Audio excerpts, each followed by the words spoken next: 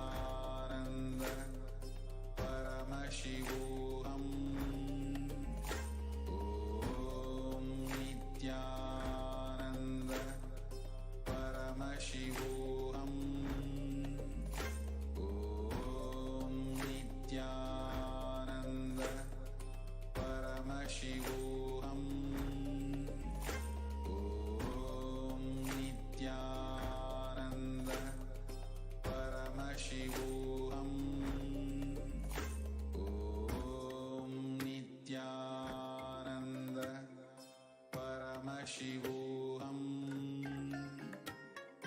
Om Nithyananda. Paramashivoham.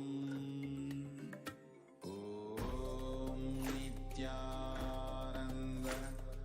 Paramashivoham.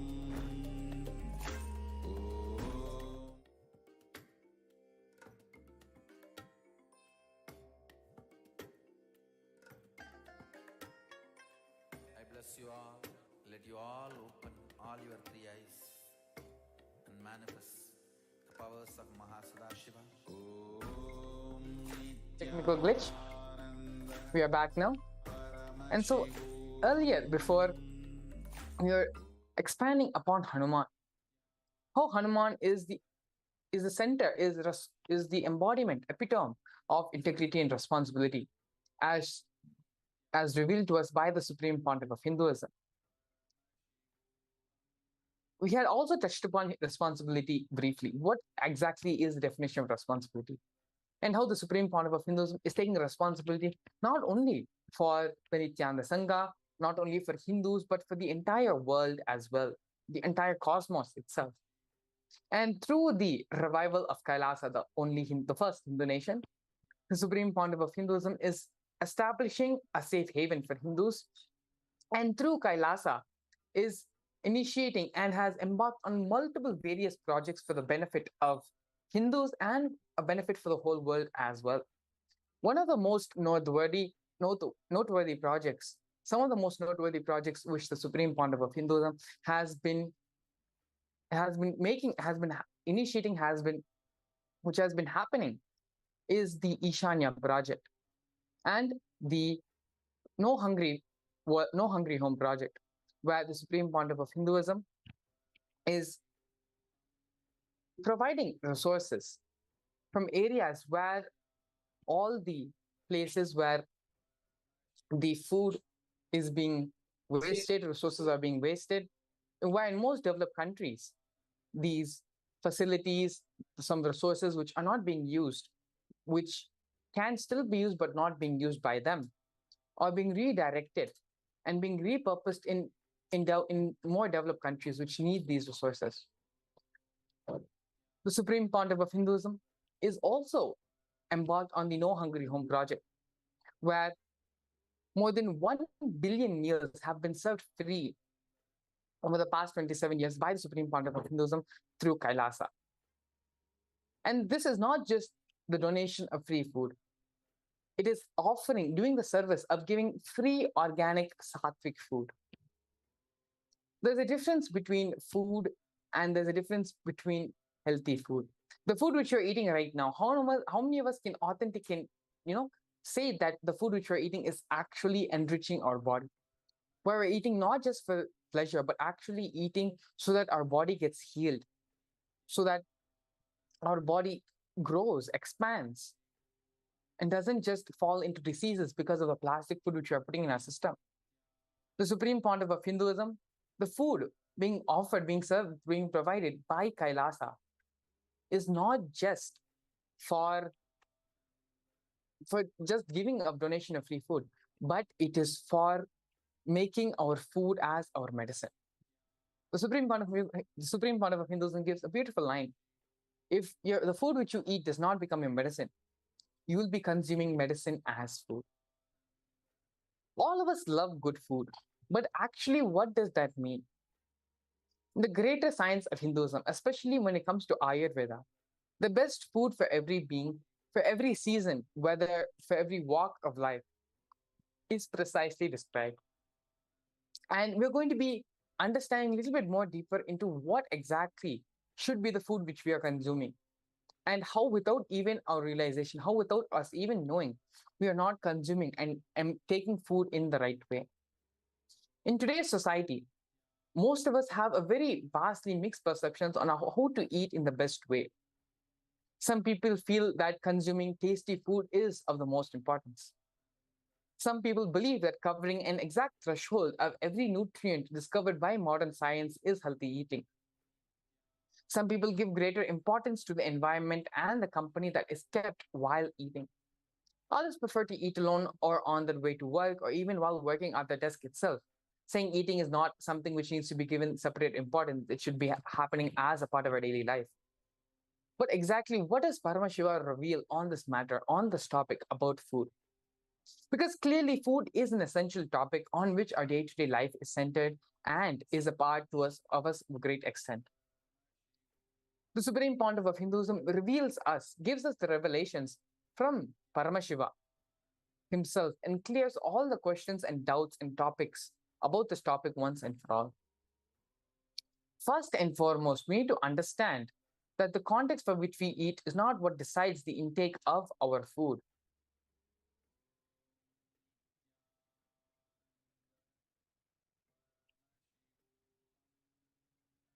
Many of us have heard about emotional eating.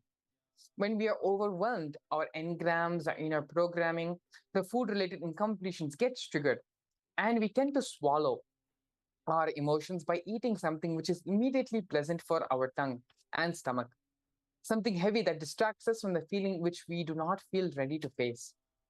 So, now where does this lead? Food, in its primary function, should nourish our body, keep us healthy, keep us active, and keep us alive. What happens when we dump food in our stomachs just to suppress our emotionals ups and downs? Is that the very source for the craving is not hunger. The natural signal from our body is to supply energy and the required nutrients for optimal functioning. No. Right now, what is going on is we are adding a surplus of food to our system at a time where we should overcome whatever we are facing at that time. It is a deep feeling of powerlessness, the inability to deal with the situation, which ends up manifesting as physical ailments and often chronic diseases. Because we eat without consciously cognizing the origin of our food craving.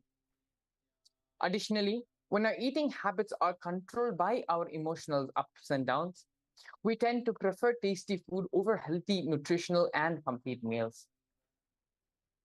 While healthy food can also be very tasty and satisfying as well, according to Ayurveda, food should always increase. Any healthy or balanced diet should include all the six tastes of flavor, which is sweet, sour, salty, bitter, and astringent. Each of these tastes has specific properties that can affect the body in different ways, and a balanced diet with all of them can promote overall health and well being. If we eat our food like this, it will be aushadha, it will be medicine to our bodies. But the reality of people's food choices in today's world looks completely different. Fast food, plastic food, food like products, which are often mostly sugar and fat, have become the norm, consumed daily by people of all age groups. Scientific studies show that high blood pressure, high cholesterol, and cardiovascular disease are closely related to a person's food habits. A diet high in saturated and trans fat, cholesterol, sodium, and added sugars can increase the risk of developing these health issues. For example, consuming food highly in saturated and trans fat can lead to high levels of cholesterol, which can also contribute to the development of cardiovascular disease. Consuming a high diet in sodium can also lead to a high blood pressure, which is a risk factor for cardiovascular disease. Additionally, consuming foods high in added sugars can contribute to the weight in gain in obesity, which can also increase the risk of developing high blood pressure, high cholesterol, and cardiovascular disease. On the other hand, consuming a diet rich in whole grains, fruits, vegetables, lean protein, and healthy fats can lower the risk of developing these health issues. A balanced and healthy diet, along with a regular exercise and maintaining a healthy weight, is key to managing and preventing high blood pressure, high cholesterol, and cardiovascular disease. According to the World Health Organization, cardiovascular diseases are the leading cause of people deaths worldwide, accounting for 31% of all global deaths. In 2019, 17.9 million people died from cardiovascular diseases, with 85% of those deaths caused by heart attacks and strokes. In humans, studies have also shown a link between caloric restrictions and increased longevity, as well as a reduced risk of age-related disease such as cancer, diabetes, and heart disease. Very beautifully, a great Siddha, Shaivite saint from Tamil Nadu, gives a very beautiful, there's a very beautiful one line where he says, we will not need any medicine for our body. If we just make sure that whatever food we took in our system before taking the next meal, if the food which you already take, if once that has left our system and digested, cleared out of our intestines, we should detox ourselves completely from what we took previously and then only have the next meal. Whatever we put in our body should leave our system in three ways. It should go one, or it should leave the system through the one or the two, or through sweating, which means the working out. Sweating profusely is only going to remove the stagnant residues in our skins and outer tissues. All three should be happening between every meal. The Supreme Pontiff of Hinduism emphasizes again on the importance of not overeating, but instead reducing the number of meals and adhering to a more liquid-based diet for a more optimal health, energy levels, deep emotional completion, and ultimately to manifest the superhuman abilities, Shaktis, which will require a high level of purity. The Supreme Pontiff, if during the section, when we were speaking about the Pachepatni Vratam, the various segments, the various topics about the Pachepatni Vratam, we had discussed about how Pachepatni Vratam helps you, prepares your system for Kaya Kalpa, which is the science of immortality. If you know, Hanuman is one of the Chiranjeevis, one of the immortals in Sanatana Hindu Dharma. And so how do we live the science of Kaya Kalpa? The science of Kaya Kalpa is actually very simple. The science to live an immortal life is very, very simple. All you need to know to be immortal is you should need to learn you should learn how to enjoy the hunger. The problem right now is that hunger brings a lot of irritation, a lot of anxiety, a lot of irritation, frustration, agitation gets created in our system when we are hungry. When we have hunger and when we have a lack of sleep, and the agitation which gets created. Learning to enjoy the hunger, because the hunger which you're feeling is nothing but the Jataragni. And so when we stop dumping food into our system, when we stop giving work for our Jataragni, then our Jataragni can start doing the real work of purifying our system, rejuvenating our system. That can happen when we start learning how to enjoy the hunger in our being. When we feel hungry, learning how to enjoy the hunger. That is all is a science of Kaya Kalpa. That is all is a science of immortality. To reach that level of purity, detox is a must. Be it the Panchakriya, the morning cleansing rituals, or the Nirahara Samyama, which awakens the possibility to go beyond food once and for all, by activating the capability to utilize the cosmic energy as the source of a practitioner's body. If you want to learn more about the Nirahara Samyama, if you're interested in taking part and doing the Samyama for yourself, experiencing firsthand how it is to feel, how it is to live without being dependent on food for your everyday functions, you can even start practicing the Nirahara Samyama. You can sign up and go through the structured program for living the Nirahara Samyama. If you visit the website befoodfree.org, you'll have the required information. You'll learn more about, and you'll also be able to sign up for the Samyama as well. And all the information you need for the Nirahara Samyama will be presented to you there.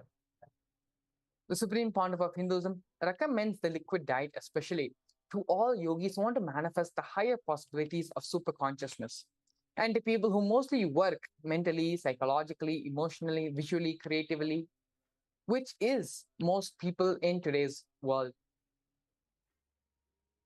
The benefits which the Supreme Pontiff of Hinduism describes are vastly for the increased creativity in our beings, increased energy levels, and the expression of the higher states of consciousness.